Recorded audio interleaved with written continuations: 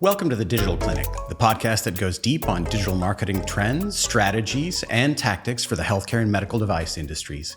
Each episode brings you expert guests sharing the knowledge, insights, and advice that healthcare marketers need to be successful in this complex and rapidly evolving digital landscape. With me today is Alex Martin, who is our Associate Director of Digital Advertising. Thanks very much for being with us, Alex. Yeah, I'm excited to be here. So let's talk about Apple and privacy. Apple released iOS 17 in September. That was significant for digital advertising. Tell me a little bit about that, and let's talk about what Apple's trying to do and what it means for us. Yeah, so the release in September was primarily targeting a couple of areas that I think iOS 14.5 Plus did not address, which is the Safari browser, iOS default messaging app, and mail app. So they released link tracking protection, which all they said when they released it was that it's going to strip some URL tracking parameters from links in these apps. We didn't know exactly which links or if it was going to be all URL parameters when that came out in September. So, over the last couple of months, people have started to realize it's not all URL parameters. It seems to be specifically targeting any user-based kind of click IDs like Google and Facebook use. This is kind of, in my opinion, is targeting SMS marketing, email marketing, things like that. Whereas before they were really targeting advertising within apps and tracking across apps. So, going back to their whole privacy philosophy, they've really leaned into being the privacy platform, and it's been really good for them. I think it gives a lot of users, who have felt violated for many years from some of these platforms. It gives them the warm and fuzzies to be able to, do their day-to-day life in an environment that focuses on privacy. Another thing you mentioned was addressed in iOS 17 was kind of some workarounds that Google and Facebook had implemented to try to overcome some of the earlier exclusions that Apple created. Can you tell us a little bit about that? Yeah, so in 14.5, Apple targeted the FB Click ID and the Google Click ID, which are essentially the user ID trackers that Google and Facebook use to, going back many years, initially when people started doing things cross-device and they started using their phones, their tablets, their computers, these click IDs allowed Google and Facebook to tie that behavior all together and tie that all to a user and a user account. But what they were doing is, in kind of the app environment on iOS, they were able to tie a lot of data together in the iOS ecosystem prior to iOS 14.5, kind of eliminating that, where they could pull data from all these different apps, third-party tracking on all the different apps and websites you were visiting, and build this extremely rich profile on you. So when they came out with 14.5, they were targeting, in particular, when people leave a Google or a Facebook app environment and go to, say, Safari by clicking on a link, that allowed them to bypass any app-based restrictions that you had set user data sharing settings within the app, because now you're going outside of that app experience where you set those preferences. So that was the kind of approach that they were trying to solve for, was a lot of data leaking through these different ways Google and Facebook were pulling data and tying it together when you were interacting with your phone. In ways that consumers weren't aware of at all. Right. So that was addressed in 14.5, but then Google and Facebook responded with alternative means of collecting data. Right. Yeah. So that's when the G-Braid, for Google anyways, when the G-Braid and the W-Braid parameters came out, which technically complied with Apple's restrictions around privacy. And, there isn't a ton of information out there about exactly how they comply, but from my understanding is the W-Braid parameter is when you go from a web to an app. Say you click on an ad in web and it opens up in the Google app, for instance. That parameter can tie those two together, but it has some level of aggregation with it rather than a one-to-one user ID tracking scenario. The G-Braid is the other way around. You click from an app and it takes you to a web experience. Those complied, but now seem to be the target of what link tracking protection is removing from with iOS in 17. Yeah. All right. So then in 17, it was feared that all parameters were going to be stripped potentially. We've been able to continue to successfully structure, manage, optimize campaigns, taking an alternative approach. What approach have we taken in particular for healthcare clients? We've really leaned into a couple things, really, but UTM parameters in general that don't use user ID tracking. We've moved away from auto tagging. So auto tagging was a feature that made link tracking and user tracking and ad campaigns really seamless and easy. It kind of automated that whole experience for you. To go back a little ways, prior to auto tagging, we would have to do keyword level URLs, sometimes for millions of URLs in a campaign.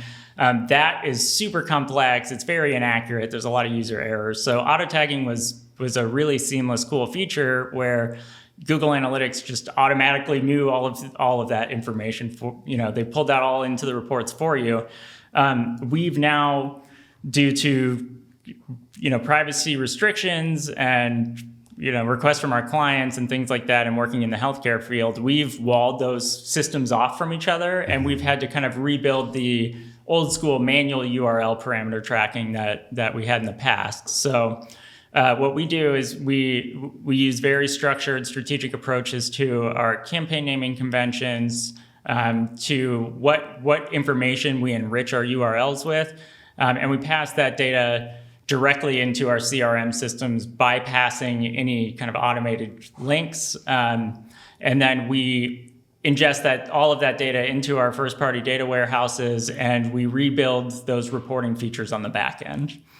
Oh, and so the UTM parameters that we use are very detailed. I understand their campaign, their creative, their messaging, their placement, their awareness level. We target based on awareness level. So every campaign, every account, every strategy for us is based on wanting to deliver the right message in the right channel at the right time. And so we're thinking about targeting people who are unaware, who are aware of a solution, who are aware of just a problem, who are brand aware, and then those who are ready to convert. And so I understand we're able to track all of that using UTM parameters as well. Correct. Yeah. So every single one of our campaigns falls into one of those groups. Is classified in, hey, we're targeting this particular awareness level. So we bake that into our UTM parameter strategy, and we use a lot of different kind of approaches. We use our own kind of manual UTM parameters. The ad platforms also provide some really interesting dynamic parameters that we leverage as well, that kind of pull in information from your ad campaigns and automatically tell you where this ad was placed, whether it was on a feed or a story or the Instagram platform versus Facebook or what have you.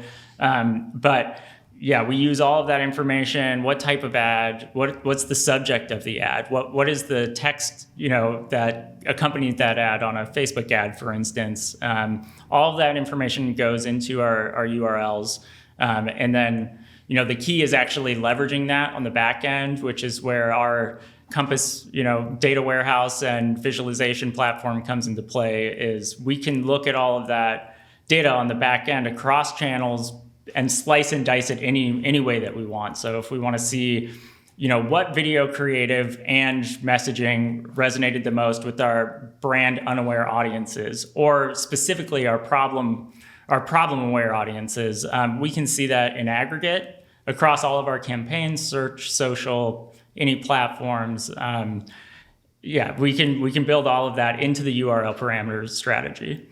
That's great. So you mentioned we've walled off the ad platform from analytics platforms. How are we then going about getting data into our data warehouse? How are we integrating with clients' CRMs in a HIPAA compliant manner so that we have the data that we need? So we are not using any native connectors to the ad platforms with say, for instance, Salesforce has a native integration with Facebook and with Google. We're not giving them that access. So we're using UTM parameters on the front end, and we're capturing those along with any conversions that are happening. So if the conversion is a form fill, we're grabbing all of that information, or at least the information that we need at the lead level, and we're capturing that in Salesforce, and then we're building reports in Salesforce that can automate sending that data back into our first-party data warehouse, where we combine our advertising data sources as well, using the information that we ingested in forms. So, because we're working in healthcare and we're covered by HIPAA and we have a BAA with our clients, we can collect that information, we can evaluate, we can analyze it. The issue is a sharing issue, right? So we can't share it, but we can collect a really high fidelity, very granular data and use that to inform our strategies, right? Right. Okay. And in particular, where it becomes really interesting is when you start to look at lead stages or the type of customer that particular lead was, whether that was a type 1 diabetic or a type 2 diabetic. If we're optimizing specifically towards type 1 diabetics, but we're still getting type 2s because not everybody's search intent or browsing intent identifies that on the front end. Once we find out, through our sales teams, when they call that lead or speak to that lead and they find out, okay, this is a high quality type 1 lead, now we have the information to connect that all back to the ad, the creative, again, the platform, whether that was a news in your news feed or in an Instagram story, whether it was a product agnostic ad or it featured an influencer that we're partnered with, all of that information can be kind of rolled up into our aggregate first-party data warehouse. The one thing that we can't then do is automate sending signals back into the advertising platforms. Right. So that's where kind of the manual optimization and analysis has to happen. Where before we would kind of automate that whole process in a closed loop system, now we have to go back to analyze this data over here in our own kind of walled garden and then take action. Right. So I think, in the future, in the next couple of years here, that's where we're really going to be able to have an edge over other advertisers is the amount of data that we're able to collect in a compliant way. Most importantly, what we do with that, how we visualize it, how we turn that data into insights, and then actually taking that information and being able to make smart, strategic, consistent optimizations based off of it. Yeah. You mentioned how important it is to make that work easy for the advertising managers involved. Correct. I think that is one thing that gets lost. The more friction that you have there, the slower your advertising teams are going to be able to respond and to be able to make optimizations. So one of the things that you're always going to balance in this new kind of paradigm shift is complexity and speed and ease of campaign management. Advertising campaigns on especially digital platforms are extremely challenging. They're complex.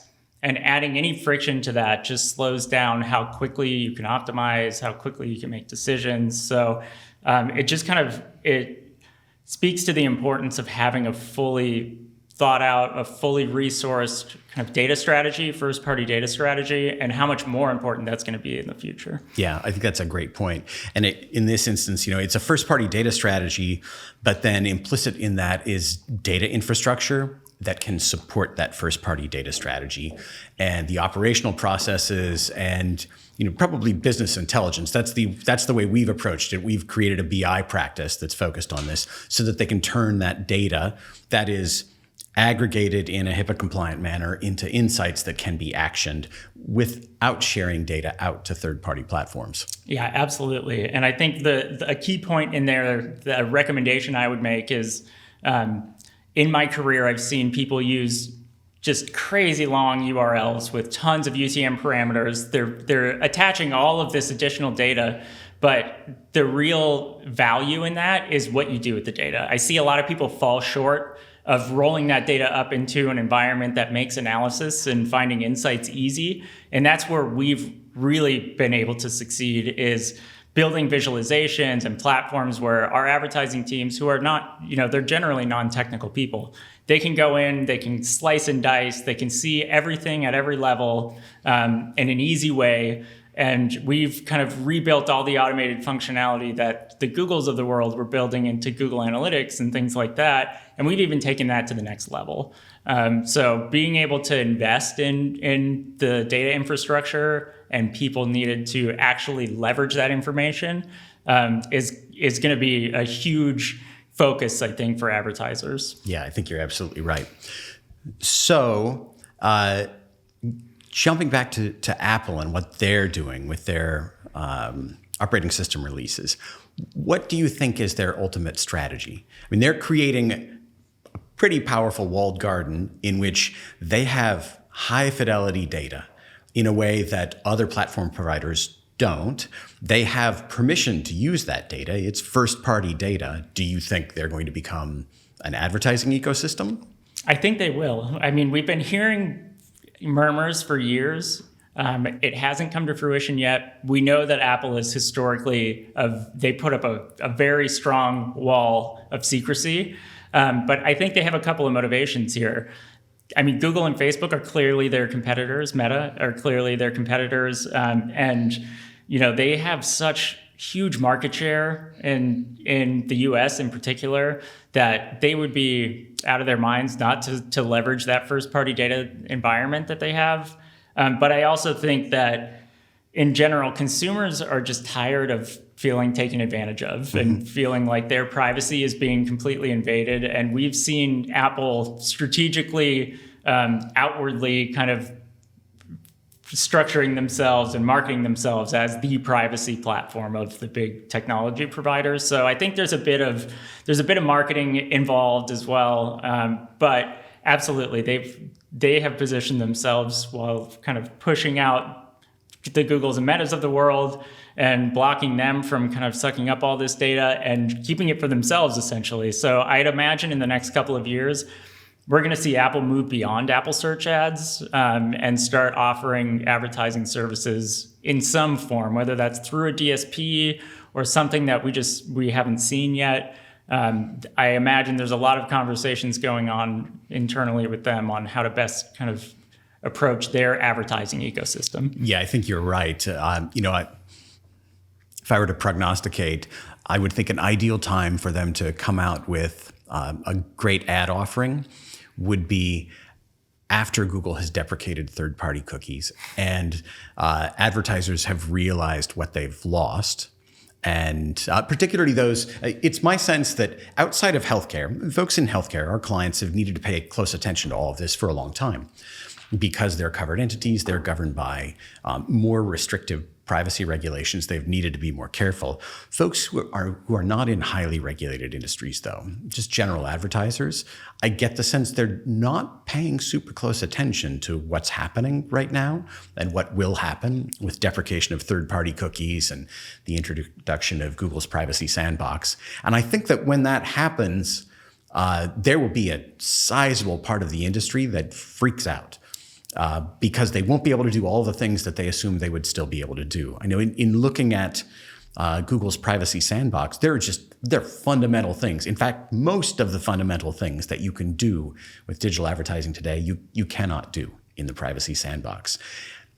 It would be, thinking about the marketing side, an ideal time to announce a great advertising ecosystem in which you have all sorts of first-party data available that you can offer up. You can't share, but you can offer to support targeting in a way that other platforms can't, after people have freaked out. We've seen there's a good parallel there with GA4, right? And I mean, even going all the way back to universal analytics, where they have to force the change. Most advertisers are super reactive to this type of thing. Healthcare has to be a little more proactive, and especially over the last year and a half, when new guidance has come out on tracking and compliance and things like that. But advertisers they don't change until they're forced to change. Right. So I think I would agree with you that I think people are going to kind of get blindsided by this. And once their hand is forced, they're going to have to rethink their entire strategy. So one thing that we've been doing is, back in the days of the billboards and TV ads, when you didn't have direct attribution and you really had to put a lot of effort up front into ensuring your campaigns, your messaging, your positioning was extremely strong before you went out and bought that billboard to have the most impact. We're going to see a fundamental shift back towards things that worked in the past, good marketing principles, really. And that's something that we've been working heavily on the last couple of years in the healthcare industry, is doing more with less, putting more time in upfront to researching campaigns, understanding our audiences, developing our positioning, things like that, where you could kind of just go out and spray and pray before, and then you'd get the data to find your way pretty quickly. That was a huge value in digital advertising. You could even use that to inform traditional strategies. We're going to see the people that succeed in this new kind of paradigm are the ones that are thinking that way. They're thinking, back towards the way that we used to do marketing. I don't think having one-to-one attribution is necessary to do great advertising. We just need enough data to understand directionality. Yeah, what's working in general. Well, and I think, to your point, we're going to be forced into that paradigm anyway. Right. Because direct attribution, one-to-one attribution won't be available. I was looking at this, on the Google side in the privacy sandbox, where attribution reporting will change fundamentally. There'll be two kinds of attribution reporting, leaving aside multi-touch attribution, which is just a non-starter for all kinds of reasons. If you don't have third-party tracking, following a user journey across sites, you can't do multi-touch attribution. But even if we look at just basic attribution modeling, they'll have event-based and summary attribution. And event-based attribution will not give you the time of a conversion, will not give you the value of a conversion, will give you really very little information. And to the extent a value is given to you, it's fake. The example that's provided in the report that I was reading is that you might have a conversion that's reported as worth $2. But the $2 is representative of anything from 1 penny to $50 for that conversion.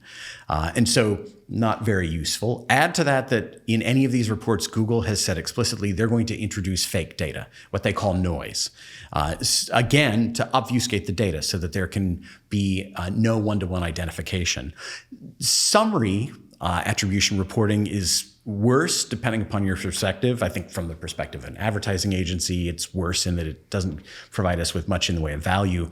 You get a summarized report that tells you there were X number of conversions that took place. They're worth a total of Y. So you might be told there were 10 conversions. They were worth $5,000. You don't get the times or the individual values of the conversions. So if you're selling more than one thing, or if you value your conversions differently, you don't know what happened at all. So, to your point, we're going to need to go back to directional reporting and directional attribution. And I think much more to the point, we're going to have to be in a paradigm where we continue to do what we've done here. We've taken control of our own destiny.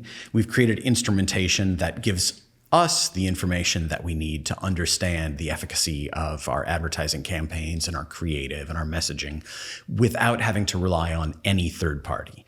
And I think that, to me, is the big message in all of this. You can't rely on third parties anymore. You have to figure out a way to do this in a manner that you control. Right. And I'm excited for that because as automation has taken hold, I think a lot of people in the industry have started to wonder, how can I separate myself? How can I differentiate myself as a marketer? What value can I provide? This new paradigm provides a real opportunity for people who do leverage data in smart ways, who do go back and really understand their audience and do great marketing and great advertising. It provides a way for them to differentiate themselves from the rest of the pack, even in the age of automation. Yeah, I think that's a really good point. I mean, you made the point of, in the age where an advertiser is going to put up a billboard, they were very careful and thoughtful about the creative for that billboard because they needed to live with it for a long time. And the signals were going to be distant. In an age now where that creative is the thing that you can vary to optimize. And creative has to really compellingly attract attention, communicate your message. I think spending more on creative, more time, more effort, more care, and more variation, it's going to be algorithmically required. It is now by the platforms. It's going to be required in terms of just the efficacy of marketing campaigns as well. Absolutely. Yeah. Well, so you've described the approach that we have taken and kind of your view of where the industry is headed overall. As we think about the advance of privacy regulations, the things that are happening now that we're told are going to happen this year in terms of third-party cookie deprecation, any other advice that you would share with folks? Oh, that's a good question. Use the data you have, as efficiently and as well as you can, essentially. I think that's great advice. Well, this has been very helpful. Thank you, Alex. I really appreciate it. Thank you. It's been great.